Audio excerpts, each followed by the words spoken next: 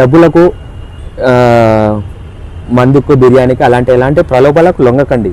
మీరు ప్రజెంట్గా ఇప్పుడు లొంగుతారు, తర్వాత అతని దగ్గరికి వెళ్ళేసి మీకు ఏదైనా అభివృద్ధి ఏదైనా కావాలి, ఇది కావాలి, అది కావాలి అన్నప్పుడు అతను మీరు చూసే చూపుకు ఫేస్ టు ఫేస్ చూడలేరు. మీరు అదే డబ్బు తీసుకోకుండా ఒక మంచి నాయకుడు ఎన్నుకుంటే అతను మీకు రెస్పెక్ట్ ఇస్తాడు, మీ గ్రామం డెవలప్మెంట్ అవుతుంది. మీరు ఫ్యూచర్ భవిష్యత్తు కోసము నెక్స్ట్ భవిష్యత్తు కోసం కూడా మీరు భవిష్యత్తులో కూడా ఒక మంచి నాయకుడు ఎన్నుకోవడానికి నెక్స్ట్ అందరూ మీ తరం అదే పిల్లలు కూడా మంచిగా అలానే చేస్తారు. ఒక మంచి నాయకుడిని ఎన్నుకోండి.